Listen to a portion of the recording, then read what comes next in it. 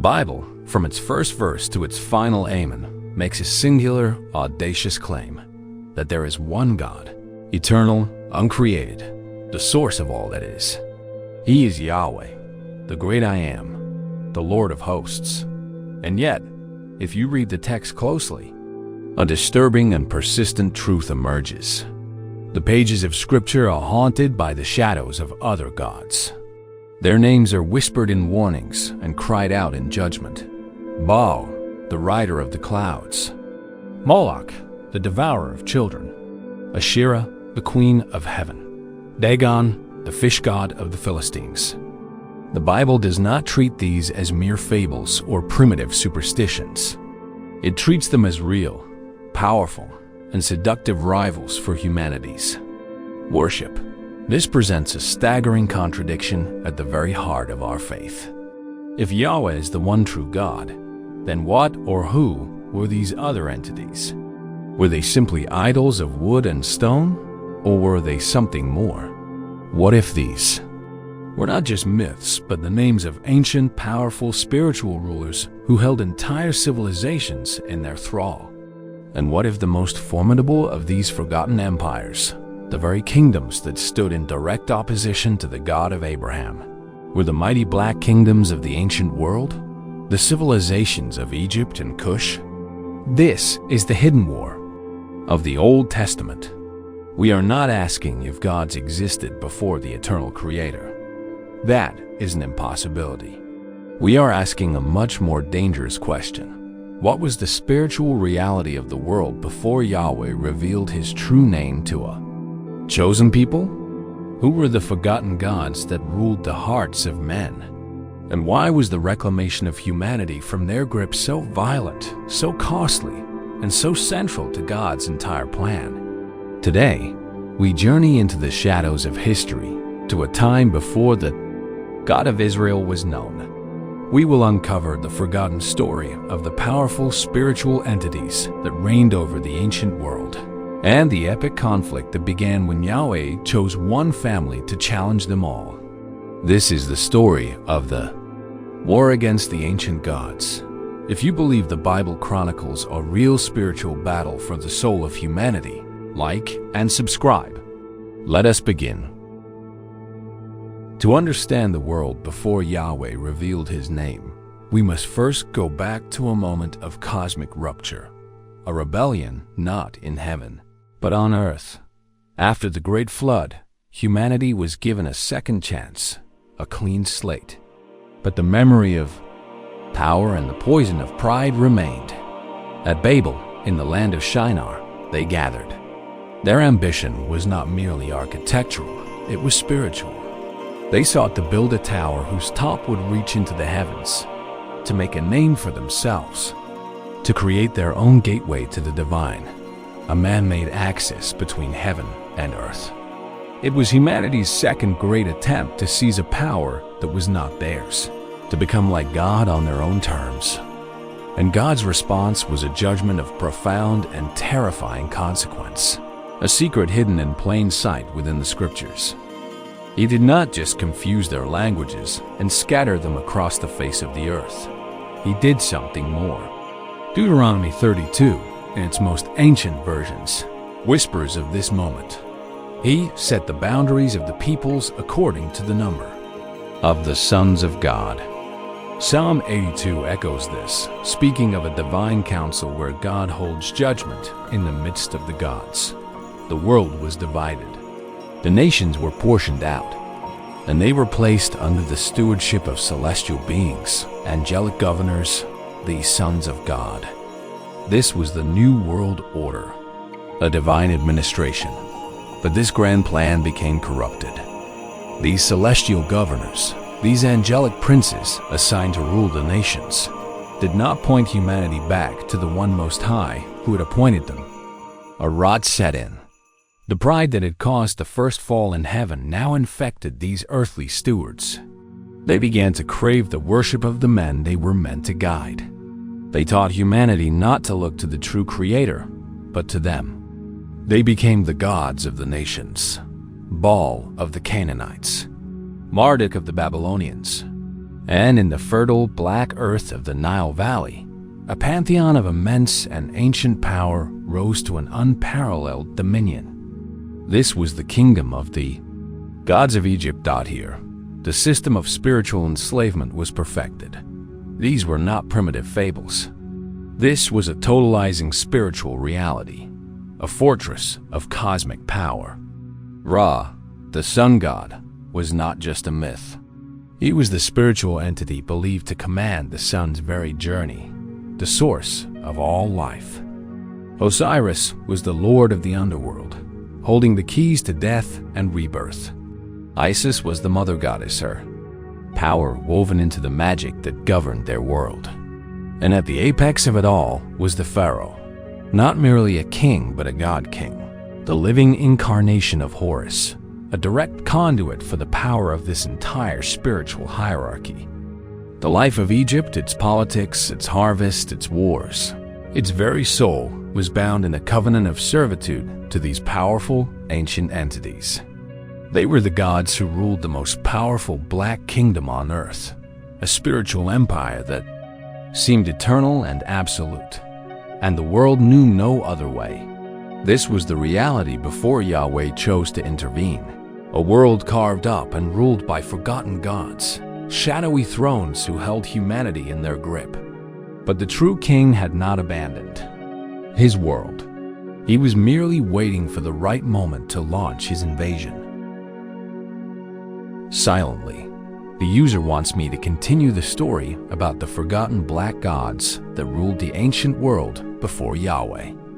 My angle is that these gods were not myths, but fallen angelic beings, sons of God who were assigned to govern nations after Babel but became corrupt and demanded worship for themselves.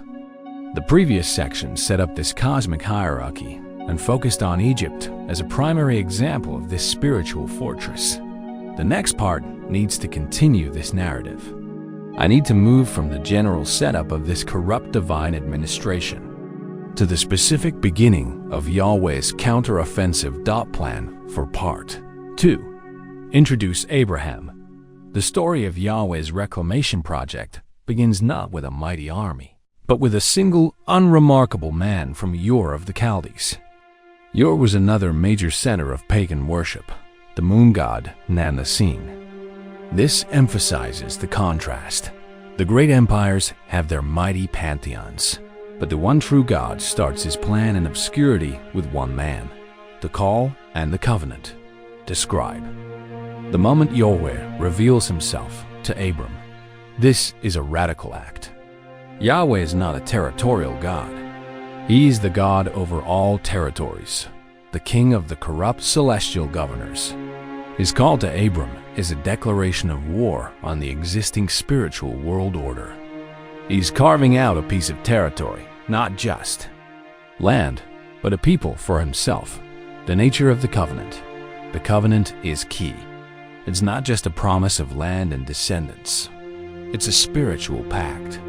I will be your God, and you will be my people.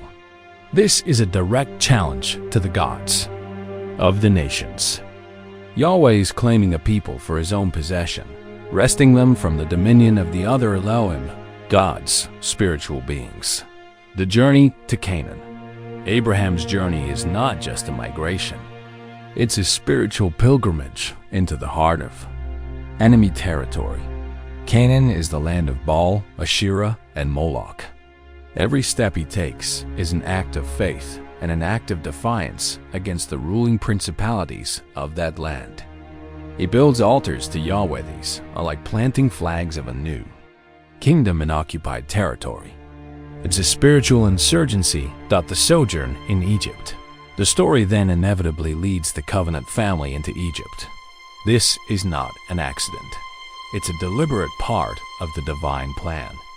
God is sending his fledgling nation into the very heart of the most powerful spiritual fortress on earth. They go in as a small family and are incubated into a nation within the domain of Ra, Horus, and the entire Egyptian pantheon. This sets the stage for the ultimate confrontation. The seeds of the future exodus are planted here. The prophecy of enslavement and liberation. Genesis 15:13-14, is crucial here. God tells Abraham that his descendants will be strangers in a land that is not theirs, that they will be enslaved and afflicted for 400 years, but that he will judge the nation they serve, and they will come out with great possessions. This is Yahweh's long-term battle plan, declared centuries in advance. He's not reacting to Israel's enslavement. He's orchestrating a grand showdown to demonstrate his absolute superiority over the most powerful gods of the age.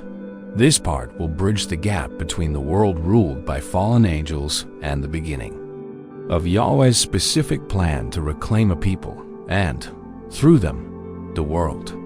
It will establish the personal, covenantal nature of Yahweh in contrast to the distant, tyrannical nature of the other gods, and it will set the stage for the epic confrontation. In Egypt, the tone will remain epic, mysterious, and theological. I will continue to use the language of spiritual warfare into this world, a world carved up and ruled by these fallen governors, a world shackled in a covenant of fear to the gods of Egypt. Babylon and Canaan the Most High spoke, but he did not speak with a thunderous voice from a mountain to all of humanity. His strategy was not a sweeping global conquest, but a quiet, almost secret spiritual insurgency. It began not with an army, but with a single man, a nomad from Ur of the Chaldees, a city steeped in the worship of the moon god Nana. His name was Abram. The call of Abram was a radical, world-altering event. It was a declaration of war on the foe, established cosmic order. Yahweh, the God who existed before all other gods, the king over the divine council, revealed himself not as a territorial deity, not as the God of a specific mountain or river, but as the transcendent creator of all. He commanded Abram, "Go from your country, your people, and your father's household to the land I will show you." This was not merely a call to migrate. It was a call to renounce the spiritual jurisdiction of the gods of his homeland, to step out from under the dominion of Nana, and to place himself and his future lineage under the exclusive authority of the one true king. In doing this, God was making a profound statement. He was not just another god competing for a piece of the pie. He was the owner of the entire bakery, reclaiming what was his. The covenant he made with Abram was the legal framework for this reclamation. "I will make you into a great nation. I will bless those who bless you, and whoever curses you, I will curse. And all peoples on earth will be blessed through you." This was the seed of a new kingdom, a new humanity, a people who would belong to Yahweh alone. He promised Abram a land Canaan, and this choice of land was not random. It was a deliberate move into the heart of enemy territory. Canaan was the domain of Baal, of Moloch, of Asherah. It was a stronghold of some of the most corrupt and bloodthirsty of the fallen governors. Abram's journey was a spiritual invasion. Every altar he built to Yahweh, at Shechem, at Bethel, at Hebron, was an act of spiritual warfare. He was planting the flag of a new and higher kingdom in a land occupied by rebellious spiritual forces. He was declaring that the lease of these pretender gods was ending. The true landlord had arrived. The presence of Abram and his family, people living in covenant with Yahweh, was a living, breathing challenge to the authority of the principalities and powers that ruled Canaan. But the plan went deeper. It was not enough to challenge the gods of Canaan. For Yahweh to demonstrate his absolute supremacy, he had to confront and defeat the most powerful spiritual fortress on the planet. And so, by a divinely orchestrated famine, the fledgling covenant, family is driven into Egypt. This was not a detour. It was the crucible. They entered the domain of Ra and Horus, the land where the Pharaoh, a living god, ruled with absolute authority, backed by a pantheon of ancient and terrible power. And here, in the heart of darkness, God revealed the next stage of his battle, planned to Abram in a terrifying vision. He said, "Know for certain that for 400 years your descendants will be strangers in a country, not their own, and that they will be enslaved and mistreated there. But I will punish the nation they serve as slaves, and afterward they will come out with great possessions. This was not a prophecy of an unfortunate accident. This was a premeditated strategy. God would allow his chosen people to be swallowed by the beast, to be incubated into a nation within the womb of the enemy's stronghold.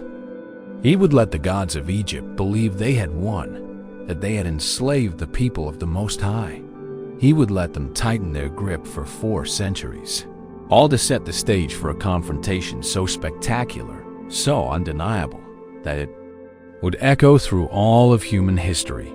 It would be a showdown not between a man and a king, but between Yahweh, the one true God, and the entire spiritual hierarchy of the mighty Egyptian empire. The long night of slavery was the necessary prelude to the dawn of a liberation that would shake the foundations of the heavens and the earth. Silently, the user wants me to continue the story. The previous section brought the nascent nation of Israel into Egypt, setting the stage for the great confrontation. I've established that this wasn't an accident, but a deliberate part of God's long-term plan to demonstrate his supremacy over the most powerful gods of the age, specifically the Egyptian pantheon. Plan for Part 3. The showdown begins. Moses and the plagues. The 400 years of silence. I need to set the scene. 4 centuries have passed. The memory of Joseph is gone. The Israelites are no longer guests, but a massive slave population. During this time, the gods of Egypt seem to have triumphed completely. Yahweh appears silent, absent. This builds the tension and the sense of hopelessness. The grip of this spiritual empire is absolute. The rise of a deliverer, Moses. The story now pivots to Moses. His origin story is crucial. He's born under a death sentence from Pharaoh, the living God, saved by the very river deified as Hapi, and raised in the heart of the enemy's power structure, the household of Pharaoh himself. This is God's ultimate irony, training his champion in the enemy's camp. Moses learns their ways, their magic, their theology, making him the perfect weapon to dismantle it. The burning bush and the revelation of the name. This is the turning point. God, who has been silent, finally speaks, and he reveals his personal, covenantal name, Yahweh. I am who I am. This is not just a name. It's a statement of absolute, self-existent reality. It stands in stark contrast to the Egyptian gods who are tied to natural forces, the sun, the river, the sky. Ra may be the sun god, but Yahweh is the God who created the sun. This moment is the official declaration of war, the confrontation. Let my people go. Moses and Aaron go before Pharaoh. This is not just a Hebrew slave leader petitioning a human king. This is a spiritual summit. It's Yahweh's ambassador delivering an ultimatum to the representative of the Egyptian pantheon. Pharaoh's response: Who is Yahweh, that I should obey him and let Israel go? I do not know Yahweh, and I will not let Israel go, is the ultimate challenge.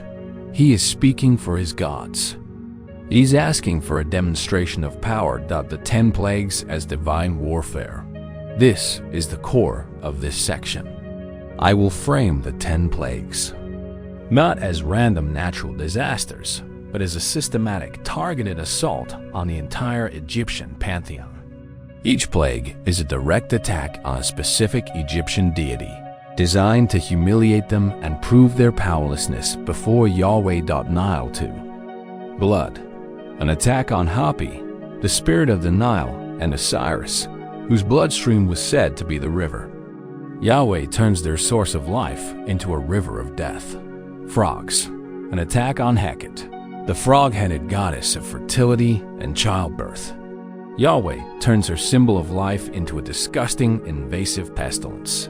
Lice gnats. An attack on Geb, the earth. God.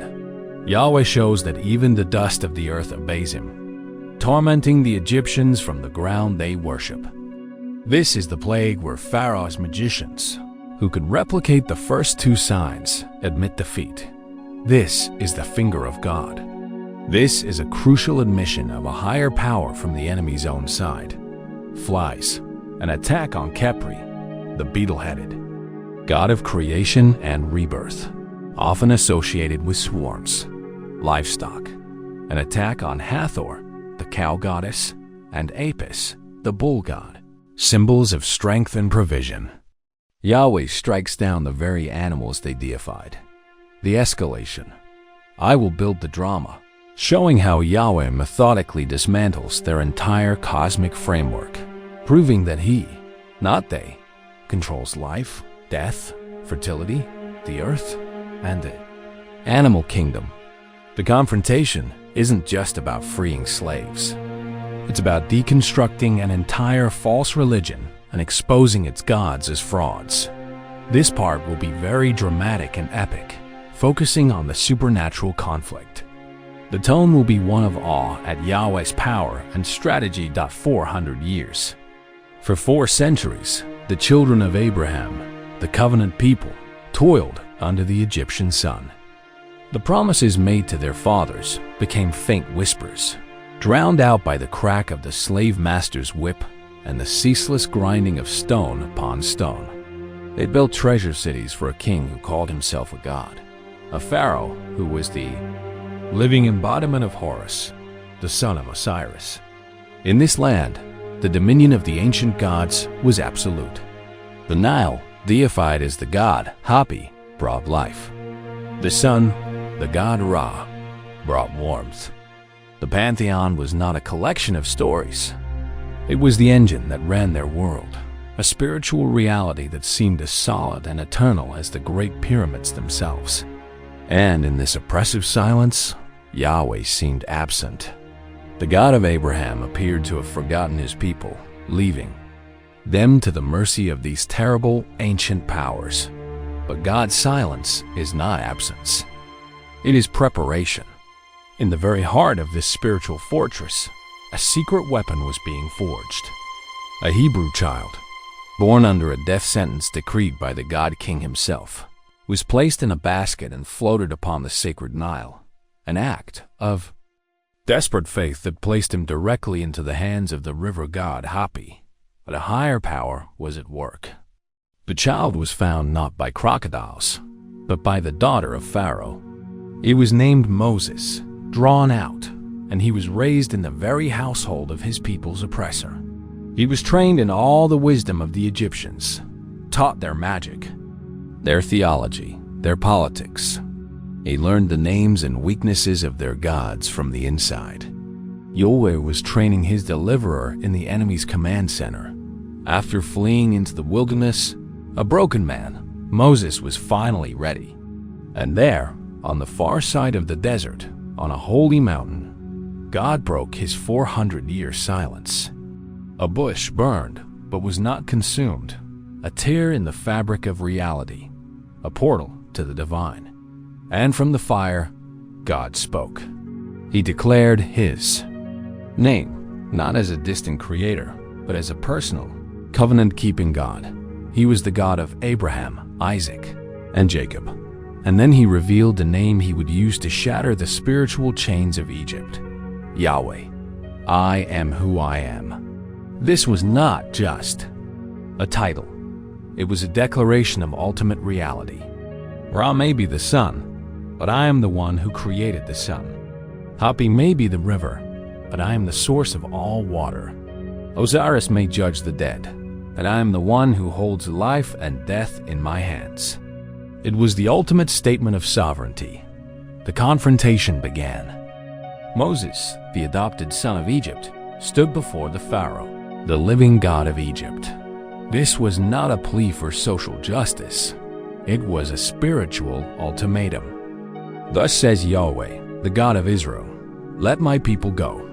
And Pharaoh, speaking for the entire pantheon that backed his throne, replied with the ultimate challenge. Who is Yahweh that I should obey his voice? I do not know Yahweh. It was a demand for credentials. A taunt. Show me who this Yahweh is. Show me his power against ours. And Yahweh was more than ready to answer. What followed was not a series of unfortunate natural disasters. It was a systematic, brutal, and public execution of the gods of Egypt. Each of the 10 plagues was a targeted strike against the heart of their spiritual kingdom. The staff of God struck the Nile and the lifeblood of Egypt. The body of Osiris, the spirit of Hapi, turned to blood and rot, a stinking river of death. The land then swarmed with frogs, a mockery of Hecate, the frog-headed goddess of fertility, turning her symbol of life into a disgusting plague. The very dust of the earth, the domain of the earth god, Geb, rose up as gnats to torment them, and Pharaoh's own magicians, who had replicated the first signs with their dark arts, recoiled in terror, confessing, "This is the finger of God."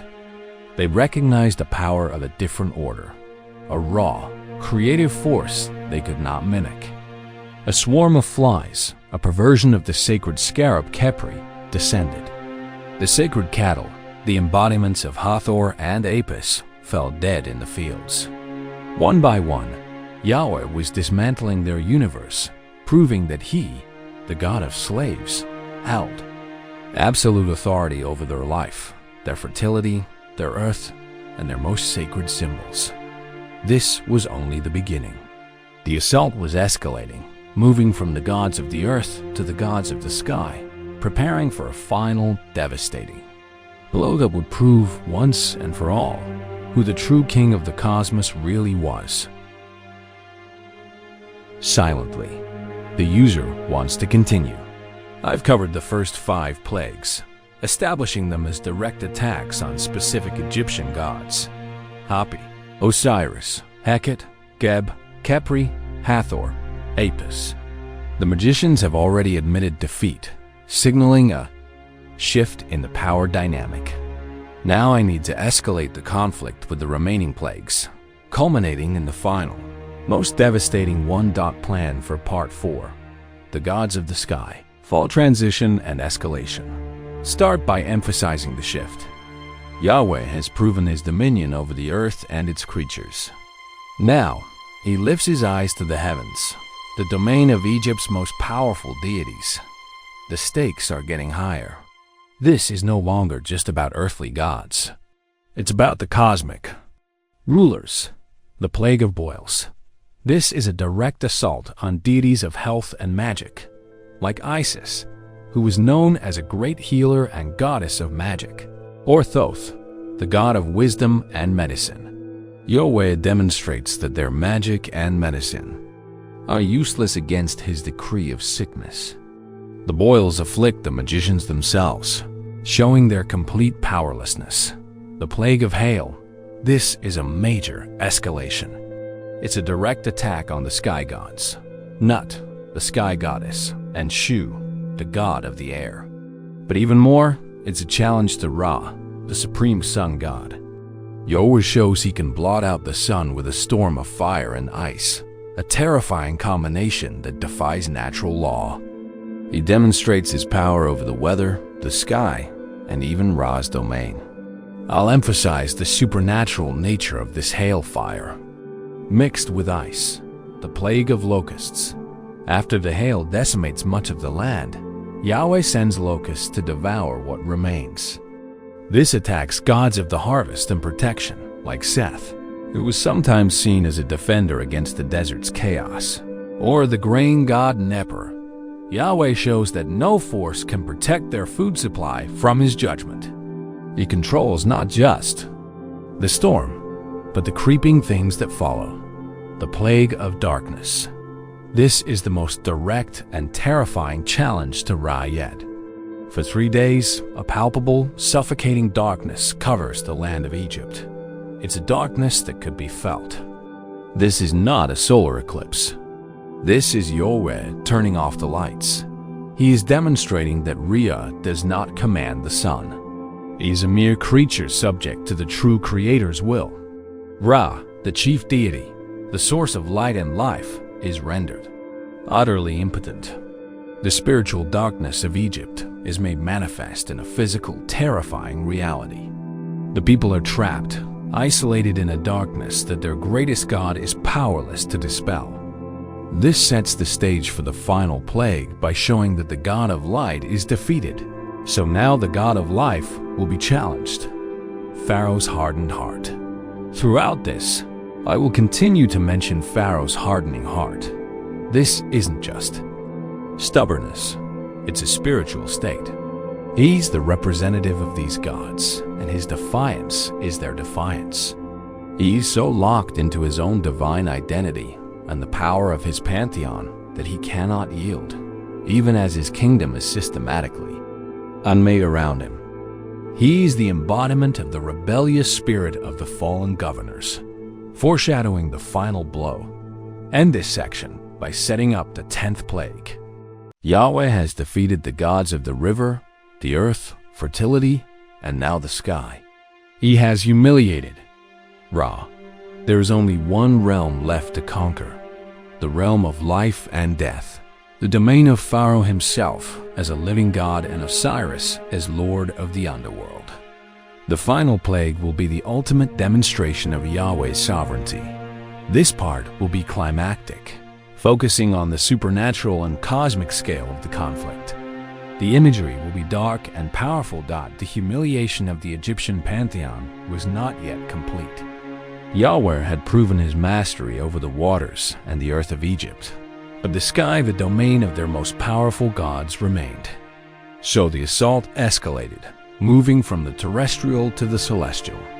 A plague of festering boils erupted upon man and beast, a foul sickness that even the Egyptian magicians, priests of their gods of healing and magic like Isis and Thoth, could not stand before. The very agents of supernatural power were themselves afflicted, their bodies racked with the filth of their own powerlessness, a living testament that there was no magic and no medicine that could defy the will of Yahweh. Then God lifted his hand to the heavens. He unleashed a storm of a kind the world had never seen, hail mixed with fire, a supernatural tempest that rained down destruction. This was a direct assault on Nut, the goddess of the sky, and Shu, the god of the air. But more than that, it was a declaration of war against Re himself, the great sun god, the chief of their pantheon. Yahweh demonstrated that he alone commanded the heavens, that he could turn the sky from a source of blessing into a weapon of terror, blotting out the light of their most revered deity with a storm of his own making. What little survived thee?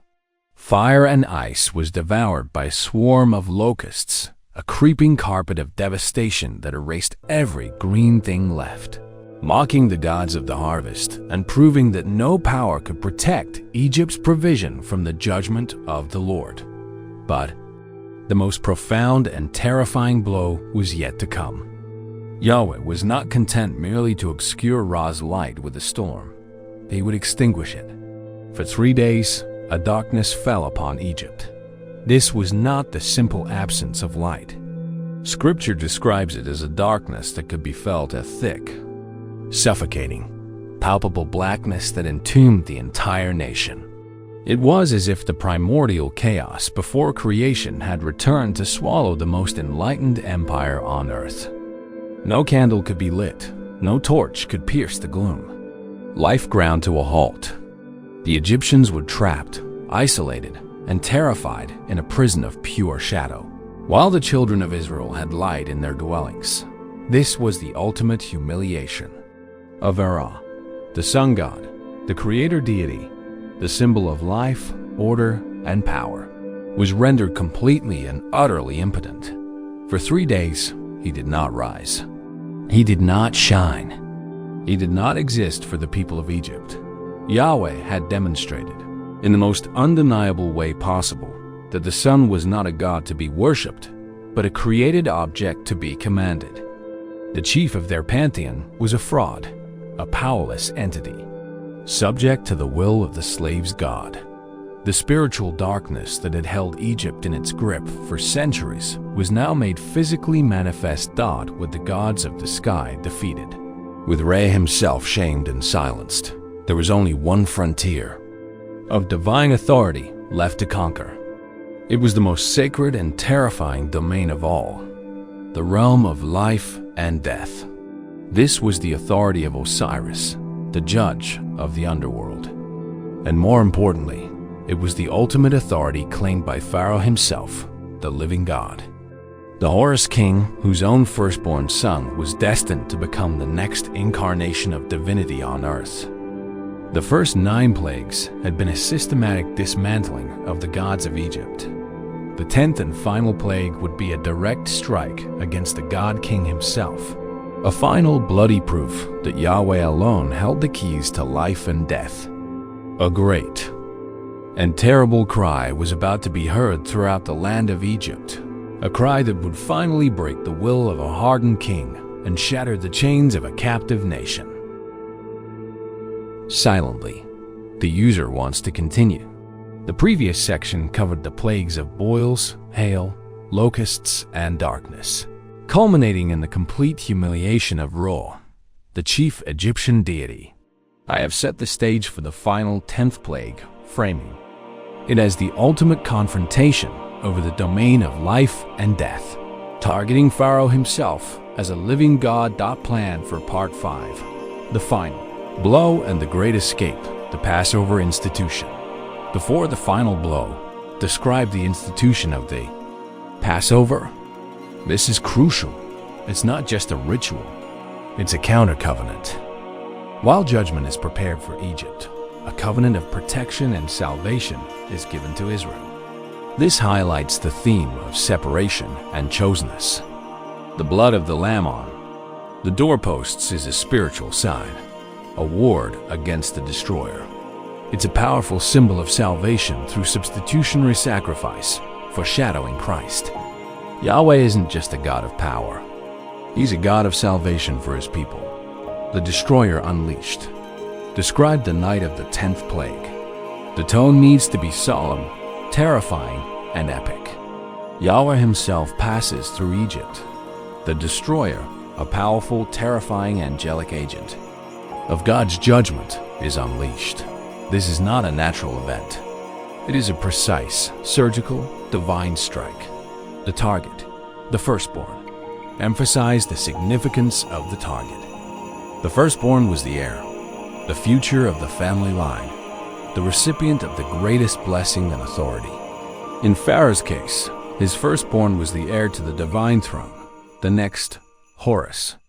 By striking the firstborn of every Egyptian household, from the heir of the god king on his throne to the firstborn of the captive in the dungeon, Yahweh is attacking the very future, the legacy, and the divine succession of Egypt.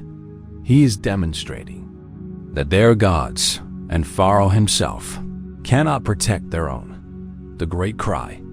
The result is a great cry throughout the land of Egypt, such as there has never been, nor ever will be again. This is the sound of a nation's spirit breaking. It's the sound of a pantheon utterly defeated. The God King, whose primary role was to maintain divine order and cosmic balance, has utterly failed. His kingdom is plunged into chaos and grief.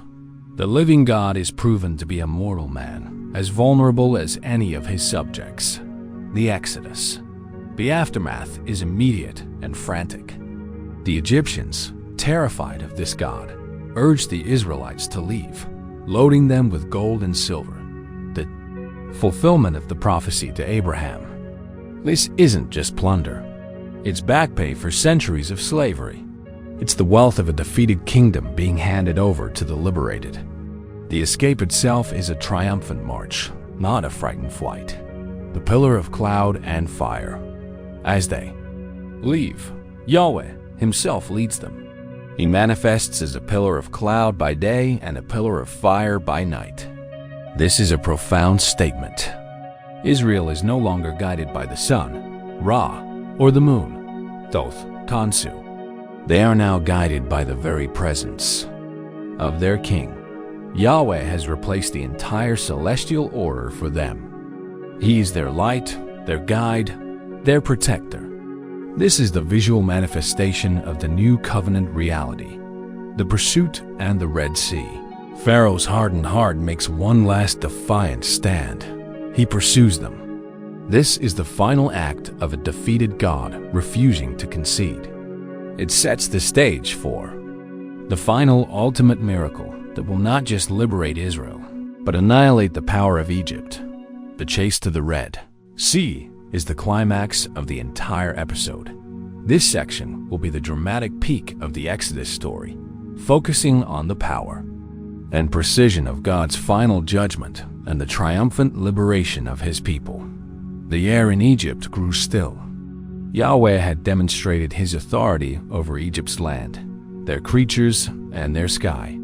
He had proven their gods to be nothing more than empty titles, impotent idols of a dying spiritual regime. Now, for the final fatal stroke, he would claim the one thing every king and every god promises to protect: the future. He would come for the firstborn. But before the judgment fell, an act of profound and mysterious mercy was offered to his own people. He commanded them to perform a ritual, a counter-covenant in the face of death. Each household was to take a perfect, unblemished lamb, slaughter it, and paint its blood on the doorposts of their homes. This was the sign of the Passover. It was a shield of blood, a ward against the coming storm. It was a declaration that the inhabitants of this house were under the protection of a higher authority, covered by the blood of a substitute. It was the birth of a nation through a covenant of sacrifice. Then, at midnight, the judgment came. It was not a plague, but a presence. Yahweh himself passed through the land of Egypt, and with him came the destroyer, a terrifying agent of divine justice, moving with silent, inescapable precision. This was not random death. It was a surgical strike at the very heart of Egyptian society and theology. The destroyer passed over every home marked with the blood of the Lamb, but where there was no blood, it entered. And in every one of those homes, the firstborn died. From the palace of the Pharaoh to the dungeon of the captive, from the heir of the God King who sat on the throne to the firstborn of the slave girl at her mill, no one was spared. The theological devastation of this act was absolute. The firstborn was the legacy, the strength, the future of every family. For Pharaoh, his son was more than an heir. He was the next god in line, the future Horus. In a single, silent moment, Yahweh demonstrated that he, and he alone, held the power of life and death. He showed the God King that he could not even protect his own divine succession. The entire spiritual framework of Egypt, built on the promise of order, life, and the power of their gods, collapsed in an instant. A great cry rose from the land, a sound of 1,000,000 hearts breaking at once, the death rattle of an empire's soul. The living God was exposed as a grieving mortal father. The gods of Egypt were silent, deaf, and dead. The spell was broken. Terror seized the Egyptians. They thrust the Israelites out, begging them to leave, lavishing them with gold, silver, and fine clothing, the plundered wealth of a defeated kingdom, the long overdue wages for 400 years of slavery. It was the fulfillment of the ancient promise to Abraham. But this was not a frightened escape. It was a triumphant march. And as they left the land of their bondage, Yahweh gave them a new guide. He did not ask them to follow the sun by day or the moon by night. Ra and Thoth were obsolete. Instead, Yahweh himself led them, manifesting his own glorious presence as a pillar of cloud to shield them from the sun, and a pillar of fire to give them light in the darkness. He had replaced the entire fallen cosmic order with himself. He was their king, their light, their guide, their protector. But the heart of a defeated God is hard. Pharaoh, in one last, suicidal act of defiance, rallied his army, his chariots, the last remnant of his power, and pursued them. He would drag the slaves of Yahweh back or die trying. He cornered them at the edge of the Red Sea, a seemingly perfect trap. But he had forgotten who he was fighting. He was not fighting a band of slaves. He was fighting the God who had turned the Nile to blood, and who would now use the sea itself as both a gateway for his people and a grave for his enemies. The final act of this divine war was about to begin. Silently, the user wants to continue. The previous section covered the 10th plague, the Passover, and the beginning of the Exodus. Israel has been liberated, plundered Egypt's wealth, and is now being led by the pillar of cloud and fire. Pharaoh, in a final act of defiance, has pursued them and trapped them at the Red Sea. The stage is set for the final, climactic confrontation. Plan for Part 6, the annihilation of the God's army, the moment of crisis. Describe the terror of the Israelites. This is a crucial human moment.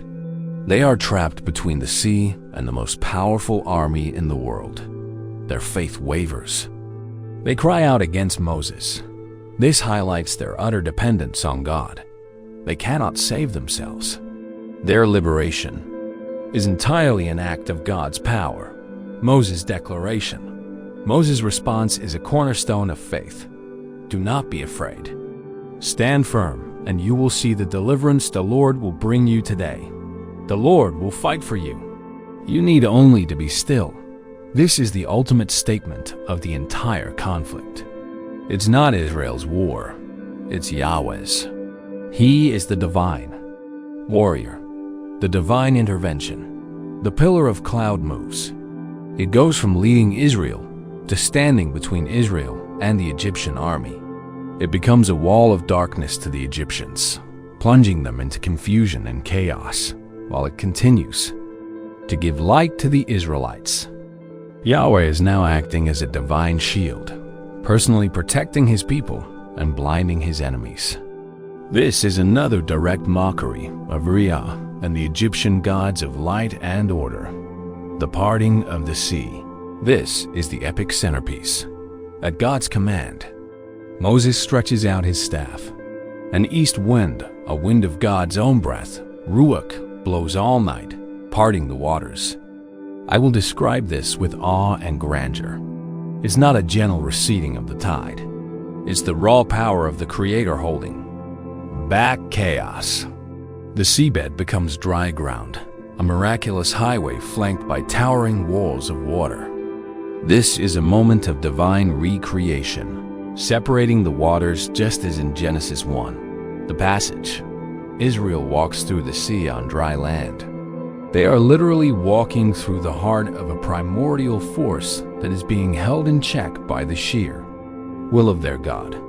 They are walking through their baptism as a nation, leaving the world of slavery and death behind and moving toward a new life of freedom and covenant. The trap springs. The Egyptians, blinded by their pride and arrogance, follow them into the sea. They believe their chariots can conquer any terrain. This is their final, fatal mistake. They are entering Yahweh's domain, a place where their military might is meaningless. The annihilation. Once the last Israelite is safe, Yahweh gives the command. He throws the Egyptian army into a panic, clogging their chariot wheels, bringing their great war machine to a halt in the mire. Then, as Moses stretches out his hand again, the walls of water collapse. I will describe this not as a drowning, but as an act of divine judgment.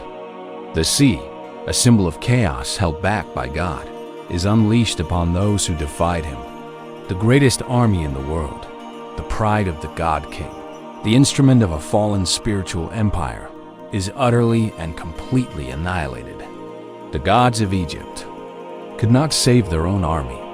The aftermath. The morning comes. The Israelites see the bodies of their former masters washed up on the shore. The threat is gone. The victory is absolute. This event will become the central, defining story of Israel's identity, the ultimate proof of Yahweh's power and his unique, saving love for them. This section is the payoff for the entire Exodus narrative. It will be cinematic, powerful, and theologically rich, emphasizing Yahweh as the divine warrior and redeemer. The terror was absolute. Before the Israelites lay an impassable sea. Behind them, the thunder of 60,000 hooves and the rumble of 600 elite chariots, the pride of the Egyptian empire, the fist of the god king bearing down on them. The newly freed slaves were trapped. Their fragile faith, born in the fire of the plagues, crumbled into despair. They cried out to Moses, their voices laced with the bitter tang of fear. Was it because there were no graves in Egypt that you brought us to the desert to die? It would have been better for us to serve the Egyptians than to die in the wilderness. They saw a human problem, an army and a sea. They had already forgotten they were part of a divine conflict, but Moses saw the truth. His voice rose above their panic, a declaration that would become the battle cry of his people for all time. Do not be afraid.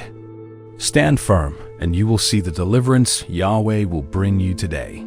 The Egyptians you see today, you will never see again. Yahweh will fight for you. You need only to be still.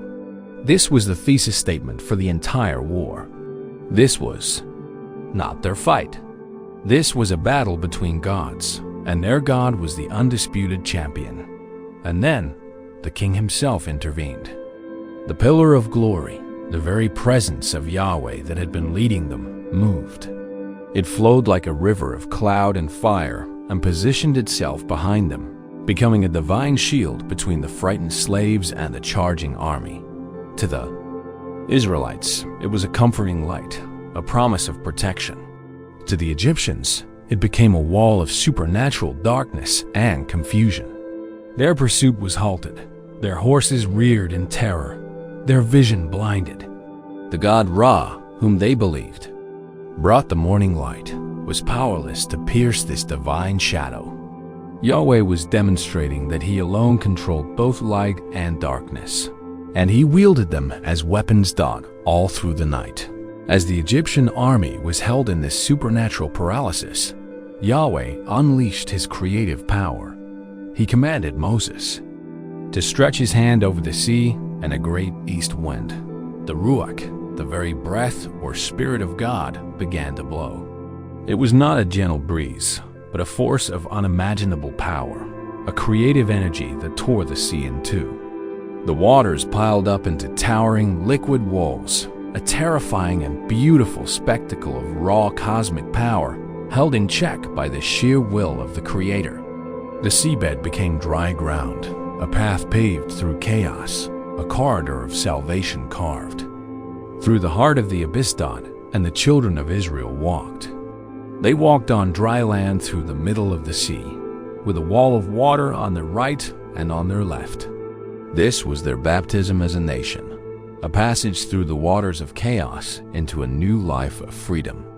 They were leaving the realm of death and slavery behind forever, marching into a future defined by the covenant of their mighty king. Blinded by arrogance, believing their military might was invincible, the Egyptians charged after them into the seabed corridor. This was their final, fatal error. They entered the sacred altered space of Yahweh's power, a domain where their chariots and horses were meaningless. As the last Israelites set foot on the far shore, Yahweh moved against them. He threw the army into a panic, jamming the wheels of their chariots, turning their greatest strength into a muddy, immobile trap. And then, as the sun began to rise, Yahweh gave Moses the final command. Moses stretched his hand out over the sea, and the walls of water, released from the divine will that held them, collapsed. It was not a drowning. It was an uncreation. The full chaotic force of the primordial deep, a power that only God could command, was unleashed upon the enemies of his people. The pride of Egypt, the army of the God King, the physical manifestation of that ancient spiritual empire, was swallowed, obliterated, and erased from existence. The next morning, The Israelites looked back and saw the bodies of their once feared masters washed up on the shore like driftwood. The war for their liberation was over. Yahweh had not just defeated the gods of Egypt. He had utterly annihilated their power and humiliated them on a cosmic scale. The world had a new king, and his name was Yahweh. The echoes of that victory at the sea reverberated through the spiritual and physical realms. The news of the annihilation of Egypt's army and the humiliation of its powerful gods traveled on the wind, a tremor of fear passing through the nations. The fallen governors, the celestial princes of Canaan, of Moab, of Philistia, now knew what they were facing. This was not just another tribal deity.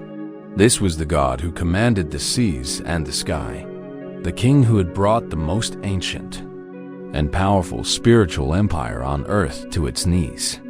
The war was far from over, but the decisive battle had been won, and the terms of engagement had been forever changed. At the foot of a terrifying mountain, shrouded in smoke and fire, Yahweh sealed his victory by formalizing his kingdom. The children of Israel, now a liberated nation, were brought into a formal covenant, a constitution for the new kingdom of God on earth. This was the law given at Sinai. It was not merely a set of moral rules. It was a radical act of spiritual separation. The first and most important commandments were a direct assault on the entire world order established at Babel. I am Yahweh, your God, who brought you out of Egypt, out of the land of slavery. You shall have no other gods before me. You shall not make for yourself an image in the form of anything in heaven above, or on the earth beneath, or in the waters below.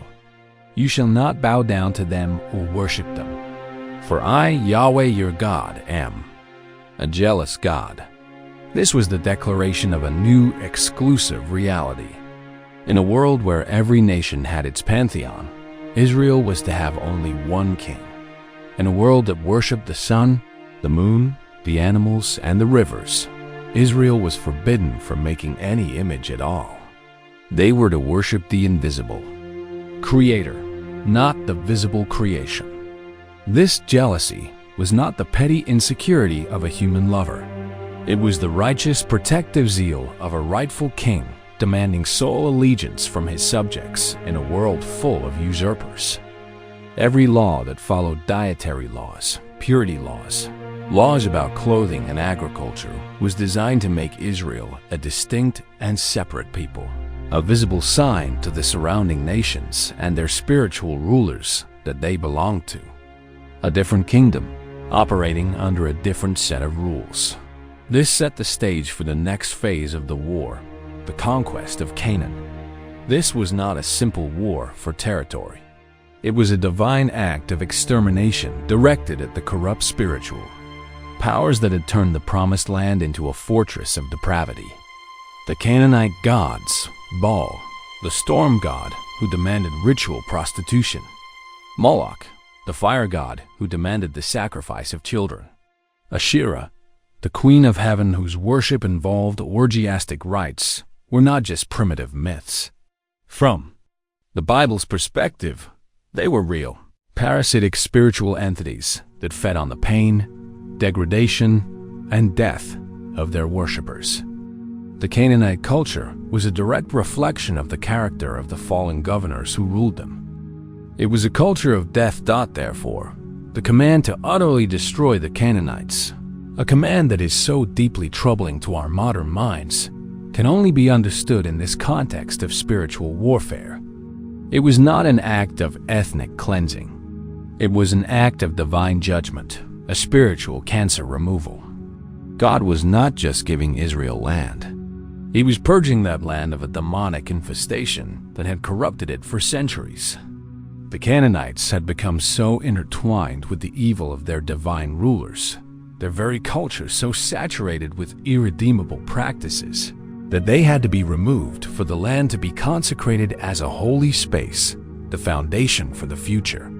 Kingdom of God.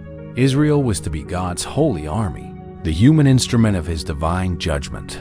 against these corrupt principalities and the people who had given themselves over to them completely.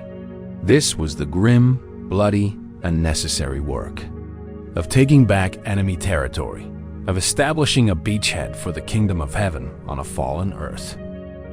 The tragedy of the Old Testament is that the victors of the divine war soon began to worship the gods of the vanquished. The conquest of Canaan was a military success, but it became a catastrophic spiritual failure. Israel, the nation set apart, to be a kingdom of priests and a holy nation, the people who had seen Yahweh defeat the gods of Egypt with their own eyes began to turn away. The allure of the surrounding cultures and the seductive whispers of the fallen governors who ruled them proved to be too strong. The very gods they were commanded to exterminate began to find a place in their hearts and on their altars. This was not a simple dalliance with foreign customs. It was an act of high treason. It was a violation of the first and greatest commandment, a breaking of the covenant they had made at Sinai. The worship of Baal crept in, the storm god, who seemed to offer a more immediate promise of rain and fertile crops than the invisible Yahweh. The groves of Asherah were planted on the high places, her seductive cult of fertility appealing to the base desires of the human heart. They built altars, they burned incense, and in the darkest periods, they even offered their own children to the fire god Moloch, committing the very atrocities for which the Canaanites had been judged. The book of Judges is a grim cyclical record of this failure. The people would sin, turning to other gods. God, in his jealous love, would hand them over to the oppression of their enemies, allowing the very nations whose gods they were worshiping to enslave them. The people would cry out in their misery, and God, in his mercy, would raise up a deliverer. But as soon as the judge died, the cycle would begin again. The great sin of Israel was not murder or theft. It was spiritual adultery. It was the constant nagging desire to be like the other nations, to serve the gods that seemed to offer power, wealth, and pleasure, rather than the holy God who demanded their whole hearts. Even at the height of their power, under the great Kings David and Solomon, the threat remained. David, a man after God's own heart, kept the nation pure. But his son Solomon, for all his God-given wisdom, fell into the same trap. To forge political alliances, he married foreign women, and to please them, he built altars to their gods, Chemosh of Moab, Moloch of the Ammonites, right on a hill east of Jerusalem, in the very shadow of the temple he had built for Yahweh. The heart of the kingdom was now divided. The king himself had invited the enemy inside the gates. This spiritual cancer, allowed to fester by the king, inevitably spread throughout the kingdom. After Solomon's death, the nation fractured. The northern kingdom of Israel plunged headlong into apostasy, officially establishing the worship of golden calves, a blatant echo of the sin at the foot of Sinai. The southern kingdom of Judah fared little better, vacillating between periods of revival under righteous kings and deep corruption under wicked ones. The prophets Elijah, Isaiah, Jeremiah were sent as Yahweh's prosecuting attorneys. They warned, they pleaded, they thundered with messages of coming judgment. They mocked the idols of wood and stone, exposing the powerlessness of the false gods.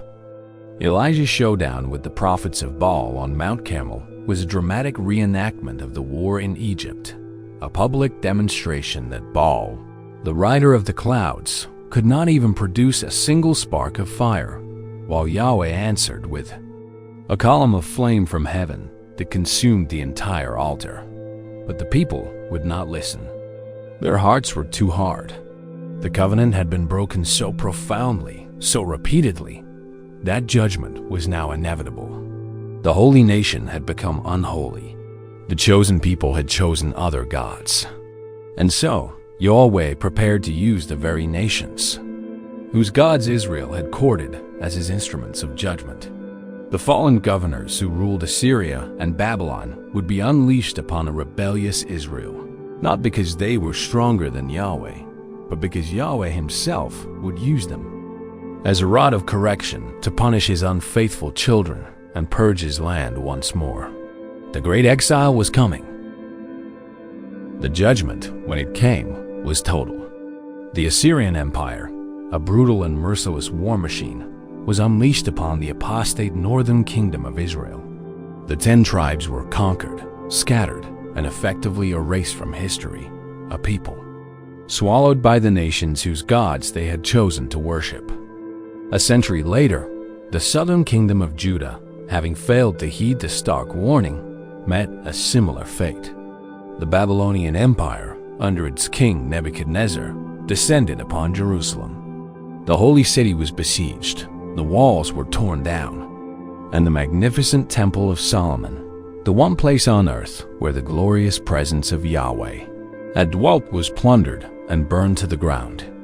The people of the covenant were dragged off in chains to Babylon, the heartland of the ancient gods, the very place their father Abraham had left centuries before. This was the ultimate humiliation. It appeared to all the world that the God of Israel had been defeated.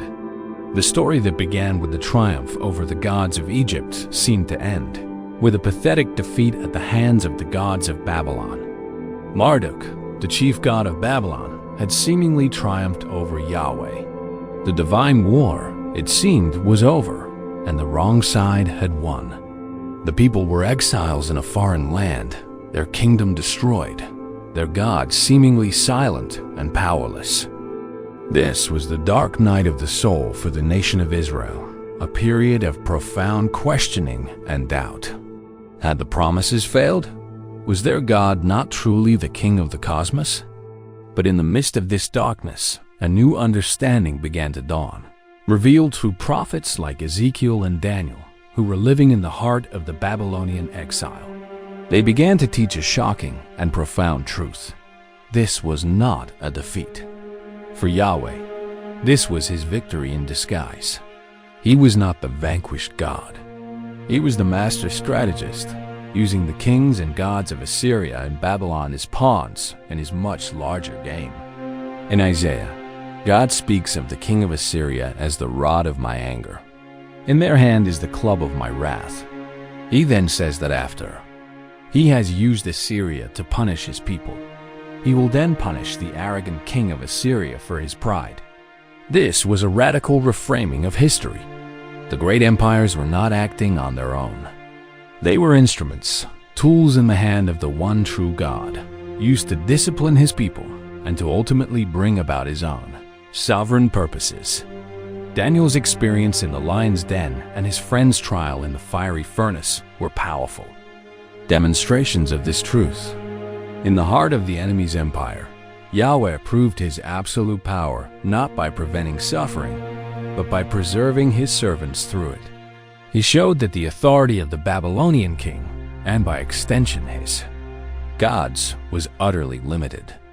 He could throw men into a fire, but Yahweh could walk with them in the flames. He could seal a lion's den, but Yahweh could shut the mouths of the lions. The exile was not proof of God's weakness.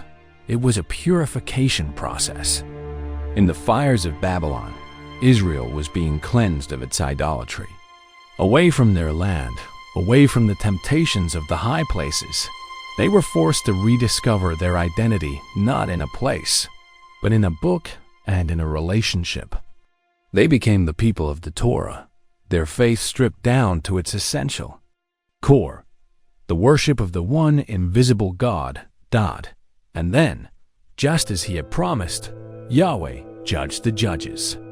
The Babylonian Empire fell to the Persians under Cyrus the Great, and in one of the most stunning moments of biblical history, the prophet Isaiah, writing over a century before Cyrus was even born, names him and declares that Yahweh would use this pagan king to restore his people.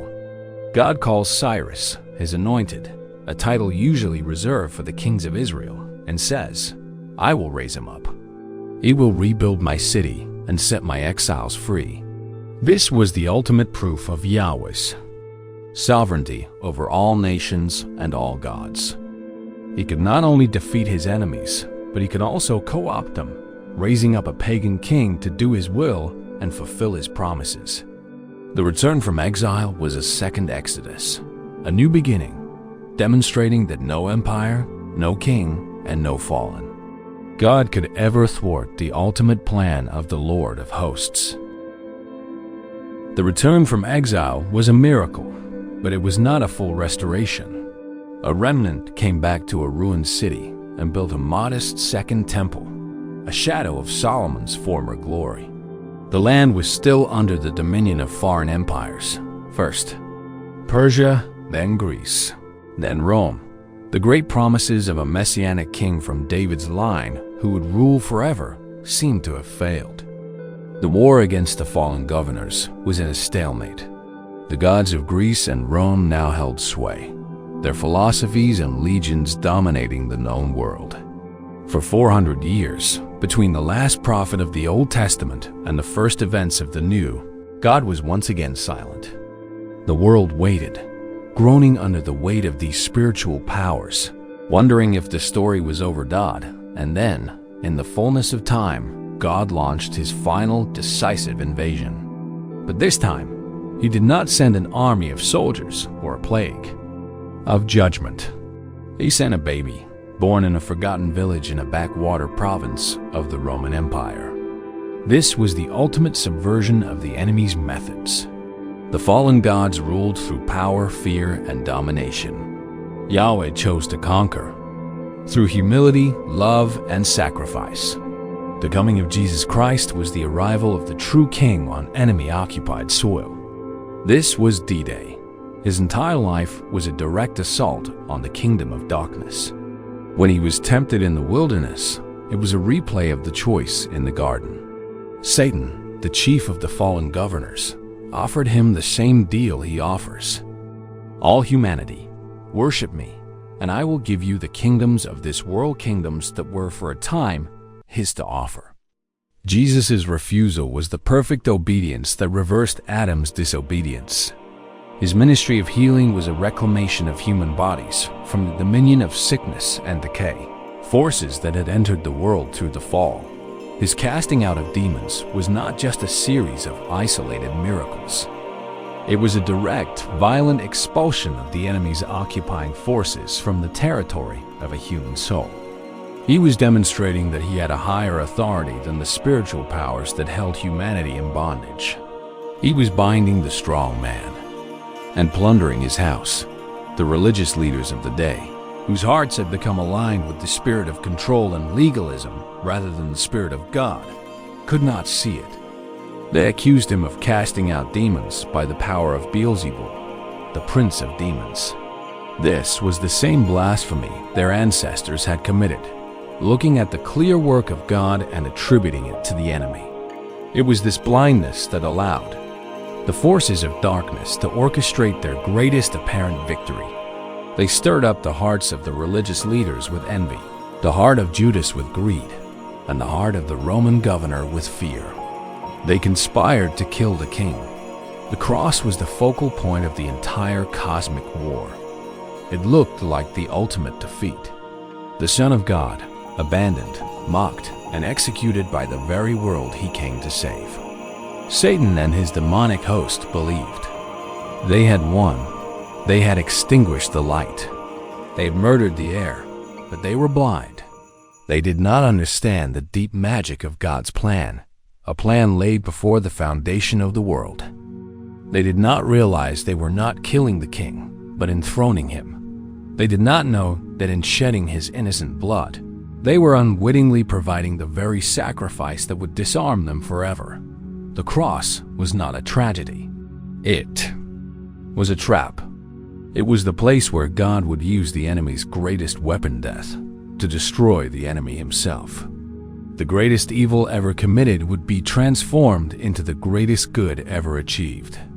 The war was about to be won in the moment of its most spectacular, apparent loss.